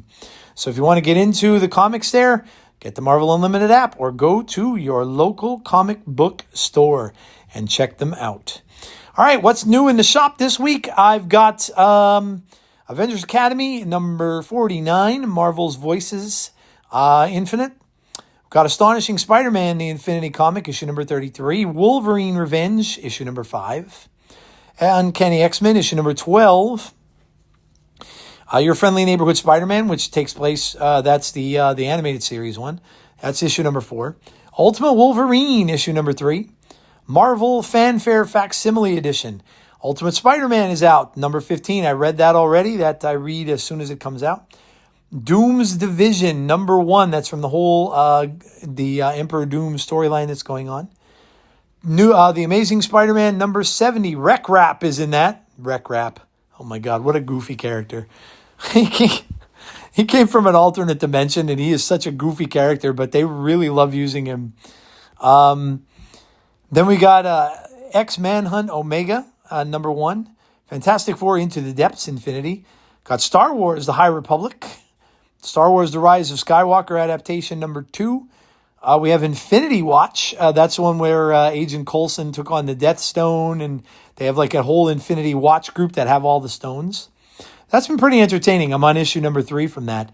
New Daredevil is up. I have to read that. That's number 19. Godzilla vs. the Fantastic Four, issue number 1. Thunderbolts Doomstrike, issue number 2. Weapon X-Men, issue number 2. Fantastic Four, issue number 30. That's involving the Doom stuff. Incredible Hulk, issue number 23. Wow, I have a lot to read. Damn. A lot of my books are out this week. It's one of those weeks that my bin would have been full and I wouldn't have had enough money to buy them all. Astonishing X-Men Infinity comic, which is just for the app. Doom Academy, number 2. Red Hulk, number 2. The Pool Illuminati. So the Deadpool Illuminati. Interesting, number 1. Herbie, number 4. Silver Surfer, number 119. And it's all a bunch of reprinted Silver Surfer issues. And, yeah. So there you go. That's what's in my shop this week. And that is it for the Comics Corner and for Clea and for this Sorcerer month. So there were some cards that I did not do. Some of the extra cards we got in the modes and stuff like that. They weren't really sorcerers per se. Nicholas Scratch was one. But I promise I will get to those in a future episode. But we are going to move on to the MCU Minute. And I'm going to go through some news and then I'm going to give you a quick little review on Ironheart and why you should really watch it. Because it was very enjoyable. Very enjoyable. Oh, I can't even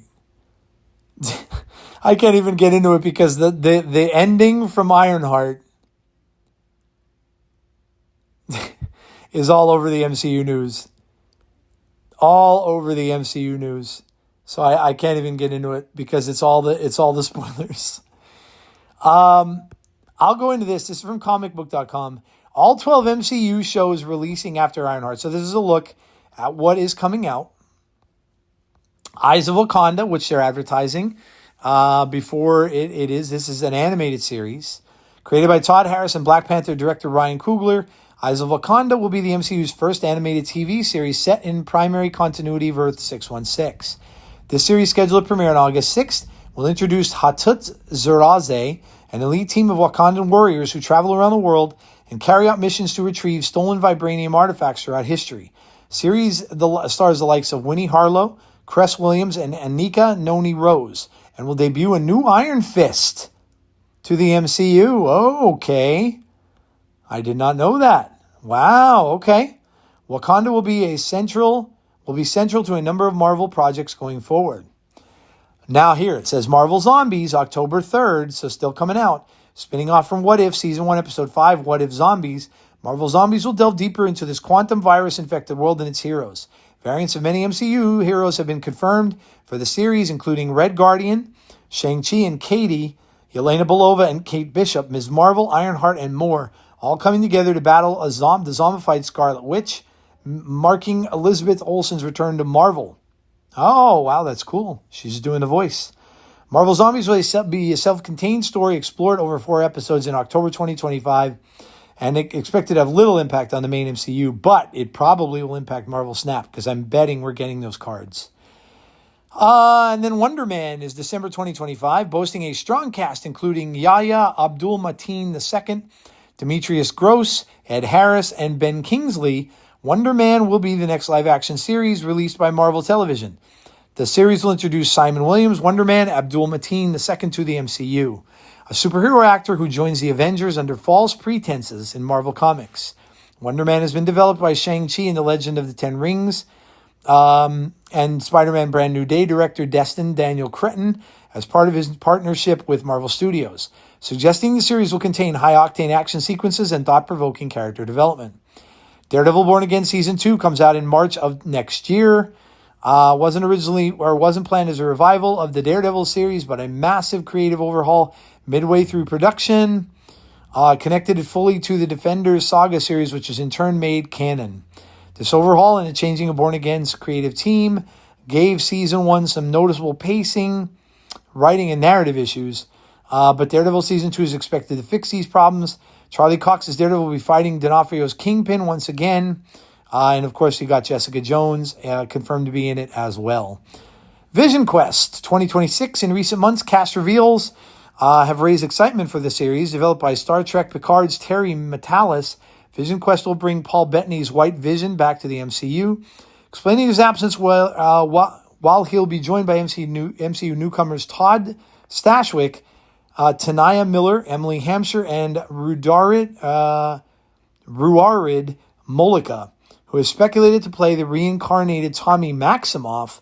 James Spader is also returning as Ultron after 10 years. Vision Quest's 8 episodes are also rumored to bring back Wanda Maximoff, which we would love to see. Your Friendly Neighborhood Spider-Man Seasons 2 and 3, that of course is the animated series. And then X-Men 97 Seasons 2 and 3, which I know a lot of people loved.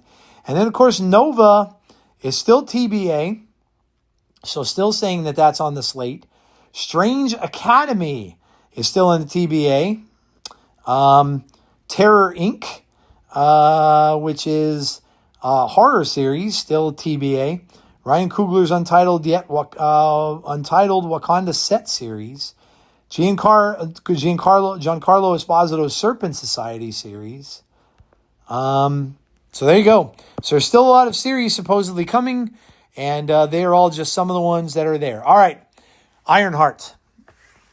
First of all, it got pretty good reviews from critics, which I was surprised by when I first read it.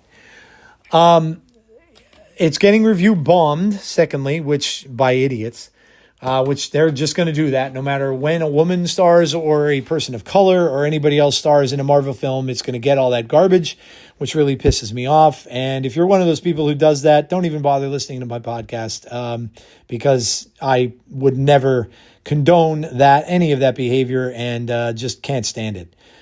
So I really liked it. I watched all three episodes last week and all 3 this week.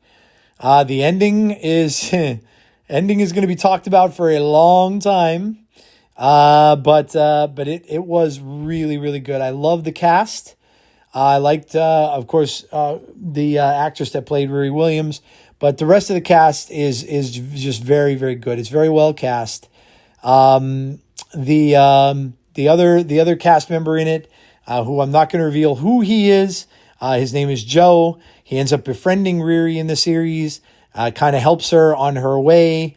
Not going to give any of this at all away, other than the fact that it takes place about 6 months after Wakanda Forever. So you kind of know where it's headed. And you get to see what happens to Riri. She goes back to MIT. She still has the suit that she had from Wakanda Forever, and stuff like that. But she gets herself into some bad things, of course. Does some things that, a hero wouldn't necessarily do. But when people get desperate, they make decisions. And we've seen this from many heroes, right? Tony Stark wasn't a great guy. Before he had the incident happen to him, when he got hit with the shell and the pieces of metal went into his heart and stuff like that. So he had to go through that to kind of realize the error in his ways and the things that he was doing that wasn't wasn't what a great person would do. And it's a similar story with Riri. She does some things, mostly money motivated.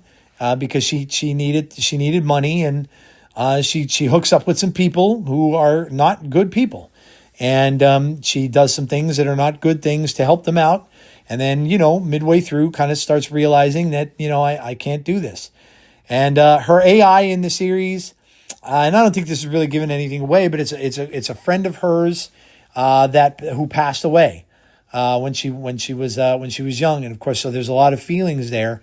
Riri really doesn't take kindly to that being the case at the start, and kind of shuns her, and then kind of accepts her as being her best friend, kind of reincarnated into this AI. So that's another point in the film. The relationship she has with her mom. Her dad passed away, and the relationship she has with her mother is front and center in the series as well. So the whole thing is her trying to build her suit and maximize that, all the while helping this group out of others who is led by a very mysterious figure who is wearing a cloak, and I'm sure you're probably going to gather who that is without me telling you. Very, very, very, very popular card in Marvel Snap, which is cool to see that character come to life on the big screen as well, or small screen, I should say. But yeah, I like how they did that, and how his character is, and how the cloak special effects are done, and all that. And then as I watched of course, the last 3 episodes in the finale today. Just crazy how it gets past episode 3, gets really into it, and lot of action in the last 3 episodes. Also a lot of sad things that go on as well, and the ending is absolutely spectacular. Literally one of the best Marvel series I've watched in a long time. That has held my interest. Probably, I loved Agatha, but Agatha was kind of a different animal. Agatha had a lot of comedy in it, was kind of a different animal. This one, there's some comedy, but this one's more of a dramatic series. And I think, going back to maybe WandaVision, I don't think I've been as enthralled in some of these series as I was back when they first started releasing them. So this is one of the better ones, guys. Trust me on that. You will not be sorry that you watched it, and I'm really kind of hoping that we see Riri in the future. There's rumors she could be in whatever their Young Avengers thing is going to be. She may even be in Secret Wars in some capacity. So we'll have to see where she goes from here. But I do love her portrayal of the character and the actress. And yeah, I thought it was fantastic. I really did. I thought it was great. And I know the ending's going to be all everybody's going to be talking about for the next several days. I watched at least 3 YouTube videos on it already today. It's going to be talked about for quite a while. But people should have kind of seen it coming, because some of it was rumored, and people just kind of dismissed rumors. But the ending was very cool, and something that could even lead into Spider-Man Brand New Day. So we'll have to see what goes on there. But yeah. And then the last thing I'm going to leave you guys with here is this. So we got a plot synopsis from Spider-Man. Speaking of Brand New Day, there is a plot synopsis that has been released, and it is very generic. They usually are when they release this, but in any case, this is it. Peter Parker tries to focus on college and leave Spider-Man behind. But when a new threat endangers his friends, he must break his promise and suit up again, teaming with an unexpected ally to protect those he loves. After the world has forgotten his name, Peter Parker begins a new chapter in his life, balancing college classes, part-time work. I'm hoping it's at the Daily Bugle. It better be. And his responsibility. I need that interaction between Peter and Jay Jameson as New York's friendly neighborhood Spider-Man. But then a mysterious force begins to unravel the city from the inside out. Peter finds himself caught between powerful enemies, old legacies, and unexpected allies. As shadows from the past creep into his present, he must redefine what it truly means to be a hero on his own. So take what you will from that, little hints of things here and there. Some people have been saying that Sadie Sink is now playing Gwen Stacy. Just a lot of rumors about that. The Hulk is definitely going to be in it, apparently, and now Punisher is scheduled to be in it too. So John Barenthal's Punisher is going to cross over into Brand New Day also. So, and of course, that's going to be the next movie that we're getting from the MCU after Fantastic Four. It was going to be Doomsday, but now Spider-Man No Way Home is the next one we're going to be getting. And then, of course, Doomsday and then Secret War, all coming out in December. Spider-Man, I think, comes, I'm not sure the date of that, the release date of that. I think it's, I want to say this summer, but it might be later. I'm not sure. So, but yeah, All right, guys. Well, there you go. That is going to do it for this episode of Snap Decisions. Again, I hope you enjoy the end of the month. Enjoy Clea if you have gotten the card. I'm really looking forward to Fantastic Four for Steps next week, and I've been looking forward to that for a good while now. So I'm looking forward to that season coming up, and excited to see what the new cards bring to us in the next season. So keep sending me those questions for the show. I really, really appreciate it. Any comments or anything like that, leave those for me too. You can comment on the podcast. You can rate the podcast as well. And whenever my work allows me to, I think I am off next Monday. So work has been the thing that's really been kind of putting a damper on the other part of the show that I do, where I have people and guests on. But the next one coming up, I will be off next Monday for sure. So I am definitely going to be. There are people actually shooting fireworks in broad daylight, as you can hear, which makes zero sense to me why you would do that. But there you go. I'll go out to some fireworks here today, guys. Have a great rest of your day. Please stay safe. Don't get hit by fireworks or burn yourself.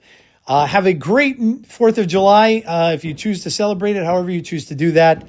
And hopefully I will talk to you all on the next episode of Snap Decisions. Have a great week, guys, and I'll talk to you all soon. This is your Snap DJ with fireworks in the background, signing off.